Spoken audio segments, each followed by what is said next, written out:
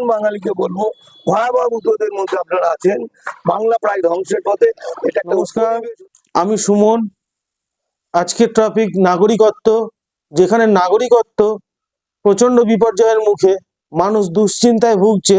আমি চলে গেছিলাম নাগরিকত্ব নিয়ে যিনি গবেষণা করছেন মানিক ফকির বাবুর কাছে। মানিক ফকির বাবু কি বলছে আপনারা একবার দেখে নিন। উনি কিছু গুরুত্বপূর্ণ মন্তব্য করেছে, আসুন আমরা দেখি।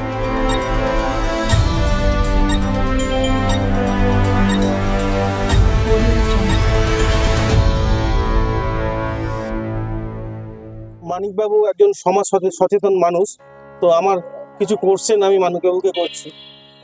মানিকবাবু, সমাজের যা অবস্থা, সমাজের মানুষকে কি ভূমিকা নেওয়া উচিত, মানে কি ইতিবাচক ভূমিকা এখন নেওয়া উচিত? দেখুন, আমি একজন সমাজসেবক। সমাজসেবক অনেক বড় শব্দ, আমি ছোট করেই বলি, আমি চেষ্টা করি। কিন্তু আমি একজন গবেষক, এটাই আমার পরিচয়। আমার গবেষণার সাবজেক্ট নাগরিকত্ব। আর সেটা হাইকোর্ট, সুপ্রিম কোর্টের লয়াররা সেটা আমাকে মানে, আমার বই পড়ে। সাধারণ মানুষ পাত্তা দেয় না, সেটা আলাদা জিনিস, কিন্তু সত্যিটা সত্যি। আর সাবজেক্টটা যেহেতু নাগরিকত্ব, আজকে আপনি ভাবুন রাতারাতি দেশ ভাগ হয়ে গেল, জানলই না আমার দেশের মূল মানুষরা। একটা রেখা টেনে দিলাম, টেনে দেওয়ার পরে হয়ে গেল ওরা বিদেশি। একই ভাষা, একই সংস্কৃতি, একই খাদ্যাভ্যাস, একই পোশাক, একই কি সব, ওরা হয়ে গেল বিদেশি।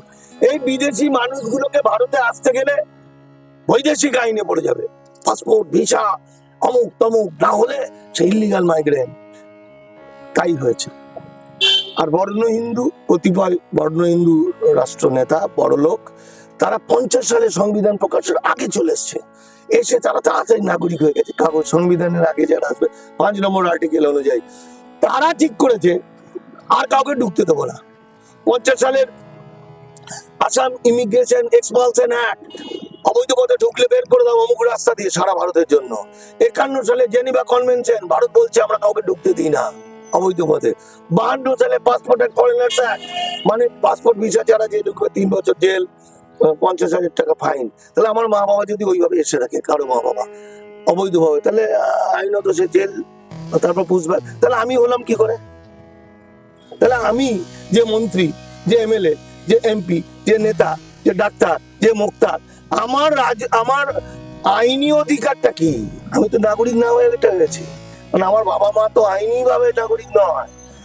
এই যে তারপরে আজ এতদিন পরে যখন আজকে 75 বছর পর যখন হিন্দি ভাষাভাষী মারওয়াড়ি গুজরাটিদের দালালদের মাথা এলো যে বাংলার জমি নিতে হবে, বাংলার মানুষকে দাস বানাতে হবে, তখন এমন একটা প্যাচ করলো, সেই প্যাচে মানুষ শেষ হয়ে গেল। বাড়ি ঘর জমি জায়গা সব চলে যাবে আইনত। আমি যেটা বলবো যে দেখুন, মানুষ এতদিন বিভ্রান্ত হয়েছে অমুকের কথা তমুকের কথা তমুকের কথা শুনে শুনে। আপনারা বিভ্রান্ত হয়েছেন কেন?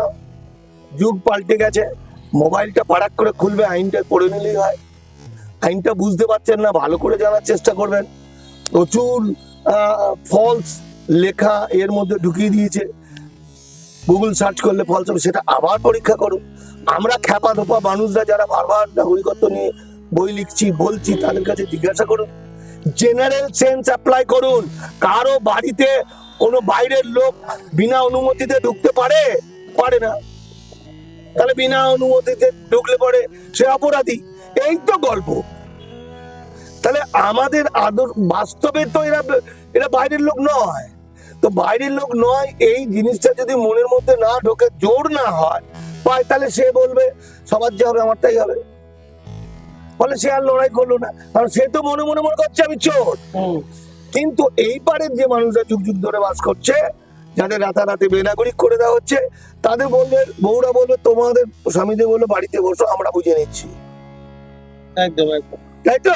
তরুণ প্রজন্মের জন্য কিছু বার্তা আপনি দিতে চান? কি বার্তা আছে ওনাদের জন্য? পড়াশোনা করতে বলবো, যে বাংলা বাঙালি এই যা ইতিহাস আমরা পড়ি সাধারণ বই, এগুলো বাদ দিন, বাদ দিয়ে বাংলার সবচেয়ে বিপদের দিনে ফার্স্ট আইন পড়ুন, গল্পের ছলে আইনগুলো পড়ে নাও, যে আমাদের এই অবস্থা হলো কেন, এর জন্য দায়ী কারা, এটা পড়ুন। অন্যান্য পড়ার পাশাপাশি বইগুলো পড়ুন। বুঝে নিন। আপনি যখন বুঝতে পারবেন যে আপনাকে ফাঁসানো হয়েছে, তখন আপনি একত্রিত হবেন। তখন পাশের লোককে বলবেন, জানিস তো আমি ফেঁসে গেছি, ও সেই লোকটা বলবে আমিও ফেঁসে গেছি। তাহলে সব মানুষগুলোকে যদি এতদিন ধরে সত্যিটা বলা হতো, আমরা চিৎকার করে একগাদা শত্রু তৈরি করেছি, ফেলিওর হয়ে গেছি। জো জিতা ওই সিকান্দার, আমি ফেল করেছি। আমরা মানুষকে বাঁচাতে পারিনি বলে আমাদের কোনো কৃতিত্ব নেই। কেউ কেউ বলে আপনি ভগবান, কেউ বলে কোনো লাভ নেই, আমরা কিছু পারিনি। এখন বাঙালিকে বলবো, ভয়াবহ বিপদের মধ্যে আপনারা আছেন, বাংলা প্রায় ধ্বংসের পথে, এটা একটা উপনিবেশ হতে চলেছে, সবটাই আইন মাফিক। এবং এই আইন, যে আইনটা তৈরি হওয়া ছিল অনেক আগে থেকে, আরো অ্যামেন্ডমেন্ট করে ইত্যাদি করে, বহু লোক আমাদেরকে, মানে আপনার বক্তব্য তরুণ প্রজন্মকে আইনটা ভালো করে জানা দরকার। আইনটা না জানলে পরে তার মা বাবা থাকবে কিনা, সে থাকবে কিনা। ধরুন একটা তরুণ প্রজন্ম প্রেসিডেন্সিতে পড়ে, খুব ভালো, একদম স্কলার, সে একটি মেয়েকে ভালোবাসে, সেও প্রেসিডেন্সি। হ্যাঁ। এবার দেখা গেল সে মেয়েটির মা বাবা বেনাগরিক হয়ে গেছে, আচ্ছা। তাহলে মেয়েটি বেনাগরিক, তাহলে ওই ছেলেটির সঙ্গে মেয়েটি জীবনে কোনোদিন মিলতে পারবে না।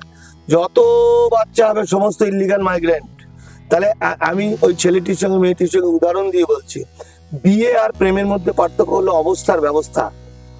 অবস্থায় মানুষ কুতুব মিনারের ছাদ থেকে লাফ মারতে পারে, অবস্থায় মানুষ রাস্তায় পড়ে উলঙ্গ হয়ে নাচতে পারে, কিন্তু ব্যবস্থায় বেবি ফুট আছে, গ্যাস আছে। তাহলে যখন প্রেম করছে তখন অবস্থা। তাহলে এখন যদি ওরা জানতে পারে, ওরা এমন লড়াই করবে, এমন ভাবে একত্রিত হবে, এবং ওরা বাংলায় ও বাঙালিকে বাঁচাতে পারবে। আচ্ছা, মানিক বাবু একজন দূরদৃষ্টি সম্পন্ন লোক ব্যক্তি, তো ওনাকে আরেকটা কোশ্চেন করছি, আগামী 10 বছরে আপনি আমাদের রাজ্যকে কোন জায়গায় দেখতে চান? দেখুন, আমরা এখন দেখতে চাই আমার বাংলা বাঙালি বাঁচুক, ফার্স্ট দেখতে চাই। বাংলা বাঙালি বাঁচার জায়গাটা, এটা খুব একটা জটিল জায়গায় এসে গেছে। বাংলার অর্ধেকের বেশি মানুষ বেনাগরিক হবে, কৃতদাস হবে, বন্ডেড লেবার হবে, সমস্ত জমি জায়গা বেশিরভাগটা নিয়ে নেবে। এটা আমরা হতে দেবো না।